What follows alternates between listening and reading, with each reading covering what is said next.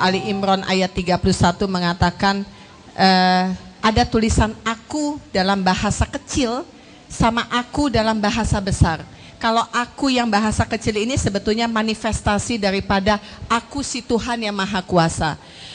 Manusia adalah makhluk spiritual, makhluk yang memang akhirnya malaikat pun ketika Adam diciptakan, yang mereka harus bersujud dengan keberadaan Adam sebagai makhluk yang paling mulia.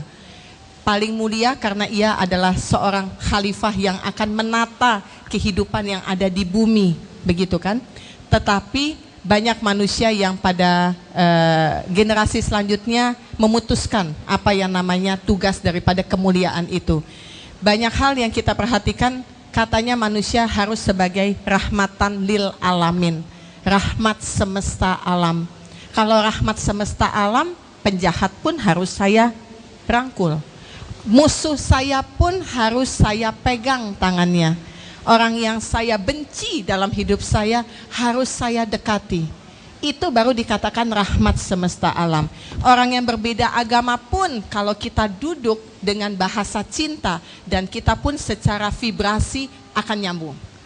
Jadi sebetulnya ada beberapa pemahaman yang terkotak di dalam sebuah proses pendidikan manusia ketika kita masih SD, SMP yang kita dapatkan dari pendidikan sekolah. Itu yang membuat akhirnya pengertian daripada si Allah ini lebih kepada maha bengis, maha penyiksa. Kalau saya mati nanti saya punggungnya digosok, lidah saya terjulur, gitu kan. Bahasa-bahasa komik yang akhirnya membuat imajinasi saya mengenai ketuhanan menjadi rusak. Sementara takut. Jadi kalau mau mati takut, gitu kan. Ini satu yang membuat saya terus mencari, enggak nih, kayaknya enggak.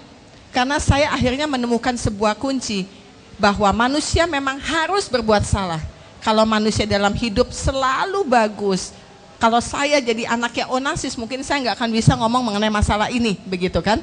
Tapi karena saya pernah jatuh kebodohan, saya bangun lagi, saya jatuh lagi, saya bangun lagi, membuat saya kaya akan sebuah pengalaman yang membuat akhirnya saya mempunyai bahan bakar yang cukup kuat untuk melaju dengan cepat pada usia seperti ini, untuk mencari Tuhan. Karena saya yakin manusia itu sebetulnya bukan keturunan daripada orang tua agama yang diyakini. Jadi agama itu bukan turun-temurun, tapi sebuah agama adalah bagaimana konsep itu dicari, bukan turun-temurun. Satu hal yang perlu untuk kita garis bawahi adalah kejadian daripada Ibrahim.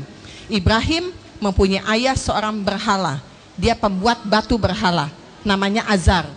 Tapi dari seorang Azar pembuat berhala, dia bisa menurunkan turun-temurun keluarganya menjadi sosok nabi yang diakui oleh seluruh umat manusia yang ada di dalam 25.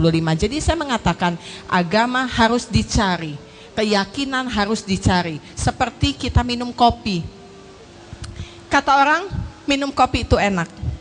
Kata orang, bukan kata saya, karena saya bukan peminum kopi. Misalnya katanya enak, oleh karena itu merupakan lapisan yang paling dasar dari keimanan seseorang. Hanya tahu dari orang lain, begitu. Kemudian kalau lapisan yang mau dinaikin lagi, kata orang kopi enak, oke, kalau gitu saya akan coba secangkir kopi. Ketika saya mencicipi secangkir kopi dan saya bisa membedakan nilai kafein yang ada di kopi dan nilai kafein yang ada di dalam secangkir teh, saya mulai mengetahui ternyata enak minum kopi, begitu kan?